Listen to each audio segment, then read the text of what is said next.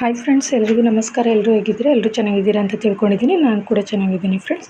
ಇವತ್ತು ಗುರುವಾರ ಬೆಳಗ್ಗೆನೇ ಬ್ಲಾಗ್ ಸ್ಟಾರ್ಟ್ ಮಾಡ್ತಾಯಿದ್ದೀನಿ. ಬೆಳಗ್ಗೆನೇ 1 ಗಂಟೆಗೆ ಅಮ್ಮ ನೀರೊಲೆಗೆ ಉರಿ ಹಾಕಿ ನೀರು ಕಾಯಿಸಿ 1:15ಗೆಲ್ಲ ಸ್ನಾನ ಮಾಡ್ಕೊಂಡು ರೆಡಿ ಆದರು. ನನ್ನ 1:15ಗೆ ಎದ್ದೇಳಿಸಿದ್ರು. ಅಷ್ಟೊತ್ತಿಗೆ ನಾನು ಸ್ನಾನ ಮಾಡ್ಕೊಂಡು ಎಲ್ಲ ರೆಡಿ ಆದ್ವಿ. ಮಕ್ಕಳಿಗೆಲ್ಲ ನೈಟೇ ಸ್ನಾನ ಮಾಡಿಸ್ಬಿಟ್ಟಿದ್ದೆ. ಬ್ಯಾಗಲ್ಲಿ ಅಲ್ಲಿ ಸ್ನಾನಕ್ಕೆ ಬೇಕಾಗಿದ್ದ ಬಟ್ಟೆಗಳು ತೊಗೊಂಡಿದ್ದೀನಿ. ಕಿಟ್ಟಲ್ಲಿ ಮಾಮೂಲಿ ನಾನು ಆಲ್ಟ್ ಹಾಕ್ತೀನಲ್ಲ, ಅದಕ್ಕೆ ಪಾಪುದು ನಂದು 2 ಬ್ಯಾಗ್ ತೊಗೊಂಡಿದ್ದೀನಿ. 2 ಕಿಟ್ಟು ಬಟ್ಟೆ ತೊಗೊಂಡಿದ್ದೀನಿ. ನಾನು ಊರಲ್ಲೇ ಆಲ್ಟ್ ಹಾಕ್ತೀನಿ. ನಾನು ಪಾಪು ಇಬ್ಬರು ಊರಲ್ಲೇ ಆಲ್ಟ್ ಹಾಕ್ತೀವಿ, ಅಂದರೆ ಮುಡುಕ್ತೆರೆಯಲ್ಲಿ. ಡ್ಯಾಡಿ ಅಮ್ಮ ಅವರೆಲ್ಲ ರಿಟರ್ನ್ ಬಂದುಬಿಡ್ತಾರೆ, ಸಂಜೆ ಅಷ್ಟರೊಳಗಡೆ ರಿಟರ್ನ್ ಬರ್ತಾರೆ. ಅದಕ್ಕೋಸ್ಕರ ನಾನು ಶಾಲುಗಳು 2 ಶಾಲು ಮತ್ತು ಕಡ್ದು ರಾಗಿಟ್ಟು ತೊಗೊಂಡಿದ್ದೀನಿ, 1 ಬಾಕ್ಸು. ಮತ್ತು ಅವಳಿಗೆ ಸಿರಪ್ಗಳು, ಕ್ರೀಮು, ಲೋಷನು ಎಲ್ಲನೂ ತೊಗೊಂಡಿದ್ದೀನಿ. ಅದಾದಮೇಲೆ ಅಮ್ಮ ದೀಪ ಹಚ್ಚಿದ್ರು. ನಾನು ಹಾಗೆ ಜಸ್ಟ್ ಕೈ ಮುಕ್ಕೊಂಡು ಹೊರಟ್ವಿ. ಆಮೇಲೆ ಹೊರಗಡೆ ಕಾರ್ ತಂದು ನಿಲ್ಲಿಸಿದ ನನ್ನ ತಮ್ಮ. ಅವನ ಕಾರ್ಗೆಲ್ಲನೂ ಪೂಜೆ ಮಾಡಿದ್ವಿ. ಪೂಜೆ ಮಾಡಿಬಿಟ್ಟು, ಅಂದರೆ ದೂರ ಪ್ರಯಾಣ ಅಲ್ವಾ, ಸ್ವಲ್ಪ ಪೂಜೆ ಎಲ್ಲ ಮಾಡಿ ಹೊರಡಬೇಕು. ಹಾಗೆ ಹೊರಡಬಾರ್ದು, ಅದಕ್ಕೋಸ್ಕರ ಪೂಜೆ ಎಲ್ಲ ಮಾಡಿಕೊಂಡು ನಿಧಾನಕ್ಕೆ ಹೊರಟ್ವಿ. ಮಕ್ಕಳಿಗೆಲ್ಲ ನೈಟೇ ಸ್ನಾನ ಮಾಡಿಸ್ಬಿಟ್ಟಿದೆ, ಹಾಗಾಗಿ ನಮಗೆ ಅಷ್ಟು ಹಿಂಸೆ ಆಗಲಿಲ್ಲ. ನೈಟು ನಾನು, ಅಮ್ಮ, ಡ್ಯಾಡಿ 3 ಜನ ಸ್ನಾನ ಮಾಡ್ಕೊಂಡ್ವಿ. ಅಷ್ಟೊತ್ತಿನಲ್ಲೇ ಮಕ್ಕಳನ್ನೆಲ್ಲನೂ ಎತ್ತಿಸ್ಕೊಂಡು ಅವ್ರಿಗೆ ರೆಡಿ ಮಾಡಿಕೊಂಡು ಕೊನೆಗೆ 3:30 ಆಯಿತು ಹೊರಡೋ ಗಂಟೆ. ಅವನು 2:30ಗೆ ಹೊರಡೋಣ ಅಂತ ಹೇಳಿದ. ಅಷ್ಟೊತ್ತಿಗೆ ಟೈಮ್ ಆಗಿಬಿಡ್ತು, ಸ್ವಲ್ಪ ಲೇಟ್ ಆಯಿತು. 3:30ಗೆ ಹೊರಟ್ವಿ. ಎಲ್ಲರೂ ಎಚ್ಚರಾಗಿದ್ದರು. ಆಮೇಲೆ ಅವನು ಉತ್ತಮ, ನನ್ನ ಮಗ, ತುಂಬ ವಾಂತಿ ಮಾಡ್ಕೊಂಡು ಬಂದ. ಅಂದರೆ ವಾಂತಿ ಮಾಡ್ಕೊಳ್ಳಲ್ಲ ಅಂದ್ಕೊಂಡ್ವಿ. ಬಸ್ಸಲ್ಲಿ 2 ಸಲ ಊರಿಗೆ ಹೋದಾಗ ವಾಂತಿ ಮಾಡ್ಕೊಂಡಿರಲಿಲ್ಲ. ಹಂಗೆ ಅಂದ್ಕೊಂಡು ವಾಮಿಟ್ ಮಾಡ್ಕೊಳ್ಳಲ್ಲ ಅಂದ್ಬಿಟ್ಟು ಅವನಿಗೆ ಮೆಡಿಷನ್ ತೊಗೊಂಡೇ ಇರಲಿಲ್ಲ, ವಾಮಿಟಿಂಗ್ ಮಾತ್ರೆನ. ಆಮೇಲೆ ಹೋಗ್ತಾ ವಾಮಿಟಿಂಗ್ ಸ್ಟಾರ್ಟ್ ಆಯಿತು. ಮಹದೇಶ್ವರ ಬೆಟ್ಟ ತಲುಪೋ ಗಂಟನೂ ವಾಮಿಟ್ ಮಾಡ್ಕೊಳ್ತಾನೇ ಇದ್ದ. ಅದಾದಮೇಲೆ ಅಲ್ಲಿ ಟ್ಯಾಬ್ಲೆಟ್ ತೊಗೊಂಡು ಅಲ್ಲಿ ಕುಡಿಸಿದ್ವಿ.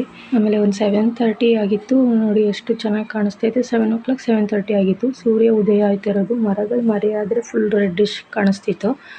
ಹಾಗೆ ಡೈರೆಕ್ಟು ವಿಡಿಯೋ ಮಾಡ್ಕೊಂಡಾಗ ವೈಟು ಕಾಣಿಸ್ತಿತ್ತು. ಮರಗಳು ಗಿಡಗಳು ಮರೆಯಾದಾಗ ನೋಡಿ ಅಲ್ಲಿ ಎಷ್ಟು ಕೆಂಪು ಕಾಣಿಸ್ತಿತ್ತು. ಕ್ಯಾಮ್ರಾ ಅಷ್ಟು ಕ್ಲಿಯರ್ ಇಲ್ಲ ನನ್ನ ಮೊಬೈಲ್ದು ಫ್ರೆಂಡ್ಸ್, ಅದಕ್ಕೆ ಸಿಂಪಲಾಗಿ ವಿಡಿಯೋ ಮಾಡ್ಕೊಂಡಿದ್ದೀನಿ. ಮಹದೇಶ್ವರ ಬೆಟ್ಟಕ್ಕೆ ಹೋಗೋಕ್ಕಿಂತ ಮುಂಚೆ ತಾಳ್ಬೆಟ್ಟನೇ ಫಸ್ಟ್ ಸಿಗೋದು. ಅಲ್ಲಿ ಇಳಿದ್ಬಿಟ್ಟು ಧೂಪ ಹಾಕ್ಕೊಂಡು ಹೋಗಬೇಕು. ಯಾರೇ ಬಂದ್ರೂ ಇಲ್ಲಿ ಇಳಿದು ಧೂಪ ಹಾಕ್ಕೊಂಡೇ ಹೊರಡೋದು. ಹಂಗಾಗಿ ನಾವು ಇಲ್ಲಿ ಧೂಪ ಹಾಕೋಣ ಅಂತ ಹೇಳಿದ್ವಿ. ಇಲ್ಲಿ ಧೂಪ ಹಾಕ್ಕೊಂಡು ಆಮೇಲೆ ಮಹದೇಶ್ವರ ಬೆಟ್ಟಕ್ಕೆ ಹೊರಡಬೇಕು ಯಾರೇ ಆದ್ರೂ. ಆಮೇಲೆ ಇಲ್ಲಿಗೆ ಬಂದು ಧೂಪ ತಗೊಂಡು ಧೂಪ ಹಾಕ್ಕೊಂಡು ಇಲ್ಲಿಂದ ಆಮೇಲೆ ಹೊರಟ್ವಿ. ನಮ್ಮ ಡ್ಯಾಡಿ ಅಂದರೆ ಅವಳಿಗೆ ಹುಸಿ ಆಸೆ ಅಲ್ಲ, ಹೆಂಗಿರ್ತದೋ ಗೊತ್ತಿಲ್ಲ. ನಮ್ಮ ಡ್ಯಾಡಿ ಹೋದ ಸಲ ಊರಿಗೆ ಬಂದಾಗ್ಲೂ ತುಂಬ ಇದು ಮಾಡ್ತಿತ್ತಂತೆ. ನನ್ನ ಮಗಳನ್ನ ಇಲ್ಲೇ ಇರಿಸ್ಬಿಡಿ ಅಂದ್ಕೊಂಡು ನಾನೇ ನೋಡ್ಕೊತೀನಿ, ನಾನೇ ಸಾಕತ್ತೀನಿ ಅವಳನ್ನ, ಅವಳು ಬಿಟ್ಟಿರೋಕ್ಕಾಗೋದಿಲ್ಲ ಅಂತ ಕೊರಗ್ತಿತ್ತಂತೆ, ಅಳ್ತಿತ್ತಂತೆ. ಪಾಪ ಡ್ಯಾಡಿ ಹೆಂಗಿರ್ತಾರೋ ಕಾಣೆ, ತುಂಬ ಆಸೆ ಮಾಡ್ತಾರೆ. ಹೋದ್ಮೇಲೆ ಹುಷಾರಾಗಿ ನೋಡ್ಕೊ ಅಂದ್ಕೊಂಡೆಲ್ಲ ಹೇಳ್ತಾಯಿದ್ರು.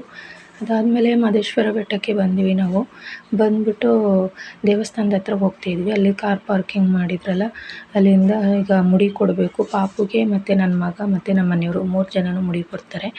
ಅದಕ್ಕೆ ಅವ್ರಿಗೆ ಬೇಕಾಗಿದ್ದು ಅಲ್ಲಿ ಸ್ನಾನಕ್ಕೆ ಬೇಕಾಗಿರೋ ಬಟ್ಟೆಗಳೆಲ್ಲನೂ ಒಂದು ಬ್ಯಾಗ್ ಹಾಕಿ ರೆಡಿ ಮಾಡಿಬಿಟ್ಟಿದೆ. ಅದು ಸಪ್ರೇಟ್ ಇಟ್ಕೊಬಿಟ್ಟಿದೆ. ಆ ಬ್ಯಾಗ್ ತೊಗೊಂಡು ಅಲ್ಲಿಗೆ ಯಾವುದು ಅವಶ್ಯಕತೆ ಇದೆ ಅದಷ್ಟನ್ನೇ ಬಟ್ಟೆಗಳನ್ನ ತೊಗೊಂಡು ನಾವು ಅಲ್ಲಿಂದ ಹೊರಡ್ತಾಯಿದ್ವಿ.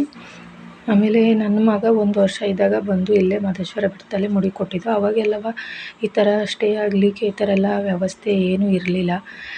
ಈಗ ಎಲ್ಲ ಥರ ವ್ಯವಸ್ಥೆ ಮಾಡಿದ್ದಾರೆ. ನೋಡಿ ಎಷ್ಟು ಜನ ಬಂದು ಬೇಕಾದ್ರೆ ಇಲ್ಲಿ ಉಳ್ಕೊಂಡು ಆಲ್ಟಾಗಿ ಹೋಗ್ಬೋದು. ತುಂಬ ಚೆನ್ನಾಗಿದೆ, ತುಂಬ ಅನುಕೂಲವಾಗಿದೆ. ಎಷ್ಟು ಚೆನ್ನಾಗಿದೆ ನೋಡಿ, ಎಷ್ಟು ದೊಡ್ಡದಾಗಿದೆ ಪ್ಲೇಸು. ಎಷ್ಟು ಜನ ಬೇಕಾದರೂ ಬಂದು ಇಲ್ಲಿ ಆಲ್ಟ್ ಆಗ್ಬೋದು. ತುಂಬ ಚೆನ್ನಾಗೈತೆ. ಆಮೇಲೆ ಫ್ರೆಂಡ್ಸ್, ಇಲ್ಲಿ ಅಂದರೆ ಮಕ್ಕಳು ಆಗದೇ ಇರೋರು, ಮದುವೆ ಆಗದೇ ಇರೋರು, ಅವರಿಗೆಲ್ಲ ಒಂದು ಹರಕೆ ಮಾಡಿಕೊಂಡ್ರೆ, ಅಂದರೆ ಬೆಳ್ಳಿ ತೇರಾಗಲಿ, ಚಿನ್ನದ ತೇರಾಗಲಿ, ಕಂಚಿನ ತೇರಾಗಲಿ ನಾನು ಎಳಿಸ್ತೀನಿ ಬಂದು ಮಹದೇಶ್ವರ ಬೆಟ್ಟಕ್ಕೆ ಅಂತ ಏನಾರು ಹರಿಸ್ಕೊಂಡ್ರೆ ಅದು ನಿಜವಾಗ್ಲೂ ನೆರವೇರುತ್ತೆ. ತುಂಬ ಒಳ್ಳೆಯದಂತೂ ಹಾಗೆ ಆಗುತ್ತೆ. ನೋಡಿ ಎಷ್ಟು ಚೆನ್ನಾಗಿ ಕಾಣಿಸ್ತೈತೆ ದೇವರು. ಅದಾದಮೇಲೆ ಇಲ್ಲಿ ಸ್ವಲ್ಪ ಹೊತ್ತು ನಿಂತು ಕೈ ಮುಗ್ಕೊಂಡು ಆಮೇಲೆ ನಾವು ಮುಡಿ ಕೊಡಬೇಕಲ್ಲ, ಅಲ್ಲಿಗೆ ಹೊರಡೋಣ ಅಂದ್ಬಿಟ್ಟು ಹೋಗ್ತಾಯಿದ್ವಿ. ಆಮೇಲೆ ಮುಡಿ ಕೊಟ್ಬಿಟ್ಟು ದೇವಸ್ಥಾನಕ್ಕೆ ಹೋಗಬೇಕು ಅಂದ್ಬಿಟ್ಟು ಬೇಗ ಹೋಗ್ತಾಯಿದ್ದೋ. ಅಂದರೆ ಊರಿಗೆ ಬೇರೆ ಹೋಗ್ಬೇಕಲ್ಲ ಬೇಗ, ಈವ್ನಿಂಗ್ ಒಳಗಡೆ. ಅದಕ್ಕೆ ಪಾಪುಗೆ ಮುಡಿ ಕೊಡೋಣ ಅಂದ್ಬಿಟ್ಟು ಆ ಪ್ಲೇಸ್ಗೆ ಹೋಗ್ತಾಯಿದ್ದೋ. ಅಲ್ಲಿಗೆ ಬಂದು ಏನು ಹೊಸಿ ಅಳ್ತಿರ್ಲಿಲ್ಲ, ತುಂಬ ಅಳ್ತಿದ್ಲು ತುಂಬ. ಆಮೇಲೆ ತಲೆಯಲ್ಲೆಲ್ಲ ತುಂಬ ಏಟು ಬೇರೆ ಆಗೋಯ್ತು. ಅವಳು ಜಿಗಿಯೋಳು, ಕಾಲು ಕೊಟ್ಕೊಂಡು ತುಂಬ ಜಿಗಿಯೋಳು, ಎಷ್ಟು ಟೈಟಾಗಿ ಹಿಡಿದ್ರೂ. ಆಮೇಲೆ ಬಲ್ದ ಕೈ ಬೇರೆ ಏಟಾಗಿರೋದ್ರಿಂದ ಬಲ್ದ ಕೈ ಹಿಡ್ಕೊಳಕ್ಕೆ ಭಯ ಆಗೋದು. ಅದಾದಮೇಲೆ ಪಾಪು, ನನ್ನ ಮಗ ದೊಡ್ಡವನು, ನಮ್ಮ ಮನೆಯವರು ಇಬ್ಬರು ಮುಡಿ ಕೊಟ್ಟರು. ಮುಡಿ ಕೊಟ್ಬಿಟ್ಟು ಅಲ್ಲಿಂದ ಸ್ನಾನ ಮಾಡ್ಕೊಂಡು ವಾಶ್ರೂಮ್ಗೆ ಹೋಗ್ಬಿಟ್ಟು ಸ್ನಾನ ಮಾಡ್ಕೊಂಡು ದೇವಸ್ಥಾನಕ್ಕೆ ಹೋಗೋಣ ಅಂತ ಅಂದ್ಬಿಟ್ಟು ಹೋಗ್ತಾಯಿದ್ವಿ. ವಾಶ್ರೂಮ್ಗೆ ಹೋಗಿದ್ದು ಅದೆಲ್ಲ ವೀಡಿಯೋ ಮಾಡ್ಕೊಂಡಿಲ್ಲ. ಆಮೇಲೆ ಸ್ನಾನ ಮಾಡ್ಕೊಂಡು ಫ್ರೆಶ್ ಅಪ್ ಆಗಿಬಿಟ್ಟು ಒಳಗಡೆ ದೇವಸ್ಥಾನಕ್ಕೆ ಹೋಗೋಣ ಅಂತೇಳಿ ಹೋಗ್ತಾಯಿದ್ವಿ. ಎಲ್ಲಿ ಗಂಟ ವೀಡಿಯೋ ಮಾಡ್ಕೊಳಕ್ಕಾಗ್ತೋ ಅಲ್ಲಿ ಗಂಟ ಅಷ್ಟೇ ವೀಡಿಯೋ ಮಾಡ್ಕೊಂಡಿದ್ದು ನಾನು. ಒಳಗಡೆ ಕ್ಯಾಮ್ರಾ ಅಲೋ ಇಲ್ಲ ಅಂತ ಅಂದ್ಬಿಟ್ಟು. ಇದು ಸೆಕೆಂಡ್ ಟೈಮ್ ಬರ್ತಾ ಇರೋದು ಫ್ರೆಂಡ್ಸ್ ಮಹದೇಶ್ವರ ಬೆಟ್ಟಕ್ಕೆ. ಮೊದಲನೇ ಸಲ ಅಂತಂದರೆ ನನ್ನ ಮಗನಿಗೆ 1 ವರ್ಷದ ಮುಡಿ ಕೊಡುವಾಗ ಬಂದಿದ್ವಿ. ಇದು ಸೆಕೆಂಡ್ ಟೈಮ್ ನನ್ನ ಮಗಳಿಗೆ ಮುಡಿ ಕೊಡುವಾಗ ಬಂದಿದ್ದೀನಿ. ಮೊದಲನೇ ವರ್ಷಕ್ಕೆ ಯಾವಾಗಲೂ ನಮ್ಮ ಮನೇಲಿ ಮೊದಲನೇ ವರ್ಷ ಮುಡಿ ಮಹದೇಶ್ವರ ಬೆಟ್ಟಕ್ಕೆ, ಸೆಕೆಂಡ್ ಮುಡಿ ನಂಜನಗೂಡಿಗೆ ಅಂತ ಕೊಡಬೇಕು. ಅದಕ್ಕೋಸ್ಕರ ಇವಳಿಗೂ ಅಷ್ಟೇ ಮಹದೇಶ್ವರ ಬೆಟ್ಟಕ್ಕೆ ಮುಡಿ ಕೊಡೋಣ ಅಂತ ಹೇಳ್ಬಿಟ್ಟು ಅಮ್ಮ ಡ್ಯಾಡಿ ನಾವೆಲ್ಲರೂ ಬಂದಿದ್ದೀವಿ. ಆಮೇಲೆ ಒಳಗಡೆ ಹೋದ್ವಿ. ಅಲ್ಲಿ ಅಲೋ ಇರಲಿಲ್ಲ. ಸ್ವಲ್ಪ ವೀಡಿಯೋ ಮಾಡಿಕೊಂಡೆ, ಆದರೂ ಅಷ್ಟು ಕ್ಲಿಯರಾಗಿ ಕಾಣಿಸ್ತಿಲ್ಲ.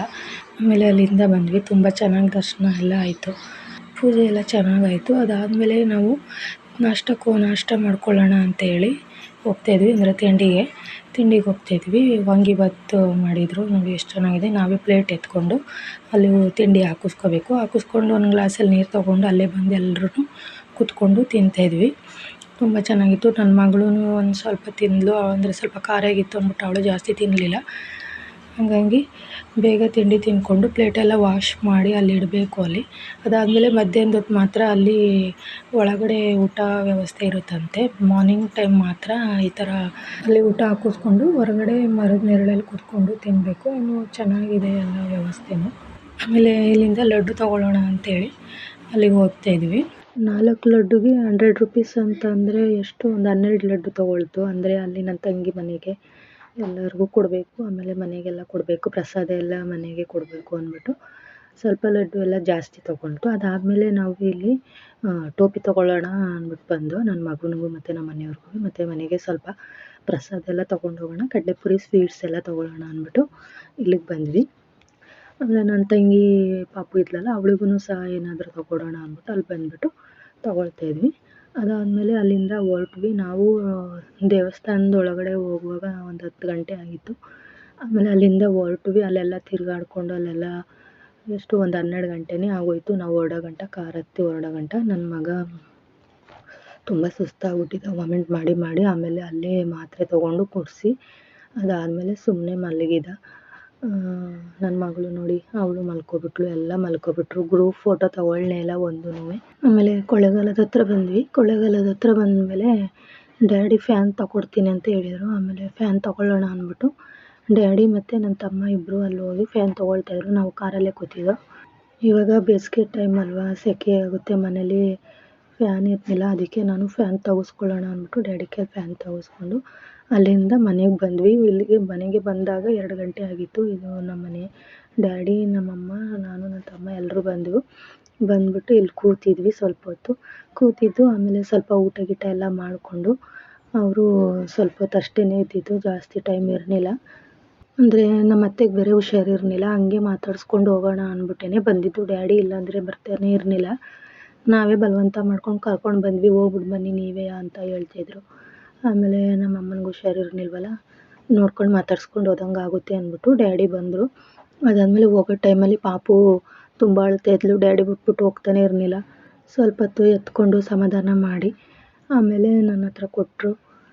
ತುಂಬ ಅಳ್ತಾಯಿದ್ಲು. ಅದಾದಮೇಲೆ ಆ ಕಾರ್ ಸ್ವಲ್ಪ ಮೂವ್ ಆಗೋ ಗಂಟ ಹತ್ಲು. ಅದಾದಮೇಲೆ ಸುಮ್ಮನೆ ಇದ್ಲು. ಡ್ಯಾಡಿ ಅಂತೂ ಅವಳನ್ನ ಬಿಟ್ಟು ಹೋಗೋಕ್ಕೆ ಇಷ್ಟನೇ ಇರಲಿಲ್ಲ, ಕಣ್ಣಲ್ಲಿ ನೀರು ತುಂಬ್ಕೊಬಿಟ್ಟಿದ್ರು. ಅದಾದಮೇಲೆ ಮನೇಲಿ ನಮ್ಮ ಪಾಪು ಇಲ್ಲ ಅಂದಿದ್ದಿದ್ರೆ ಬರೀ ಕಷ್ಟಗಳನ್ನೇ ನೆನೆಸ್ಕೊಂಡು ನಮ್ಮ ಡ್ಯಾಡಿ, ನಮ್ಮ ಅಮ್ಮಂಗೆ ಹುಷಾರಿಲ್ಲ, ನನ್ನ ತಂಗಿ ಬೇರೆ ಹಂಗಾದ್ಲು, ಅದನ್ನೆಲ್ಲ ನೆನೆಸ್ಕೊಂಡು ಅದೇನಾಗ್ಬಿಡ್ತಿದ್ರು. ಮಾತ್ರ ನನ್ನ ಮಗಳಿರೋದಕ್ಕೆ ಎಲ್ಲನೂ ಮರೆತ್ಕೊಂಡು ಚೆನ್ನಾಗಿದ್ರು ಅಲ್ಲಿ. ಅದಕ್ಕೆ ಅವ್ರಿಗೆ ಅವಳನ್ನ ಬಿಟ್ಟಿರೋಕ್ಕಾಗಲ್ಲ. ನೋಡಿದ್ರಲ್ಲ ಫ್ರೆಂಡ್ಸ್, ಈ ಟ್ರಾವೆಲಿಂಗ್ ವೀಡಿಯೋನ ಇಲ್ಲಿಗೆ ಎಂಡ್ ಮಾಡ್ತಾಯಿದ್ದೀನಿ. ಮತ್ತು ಮುಂದಿನ ವೀಡಿಯೋದಲ್ಲಿ ನಿಮ್ಮ ಜೊತೆ ಸಿಗ್ತೀನಿ. ಹಾಗೆ ಈ ವಿಡಿಯೋ ನಿಮ್ಗೆ ಇಷ್ಟವಾಗಿರೋ ಪನ್ನಗ ಶಕ್ತಿ ಕುಟುಂಬ ಚಾನಲ್ಗೆ ಲೈಕ್ ಮಾಡಿ, ಕಮೆಂಟ್ ಮಾಡಿ, ಹಾಗೆ ಸಬ್ಸ್ಕ್ರೈಬ್ ಮಾಡಿ. ಪ್ಲೀಸ್ ಸಪೋರ್ಟ್ ಮಾಡಿ. Thank you friends.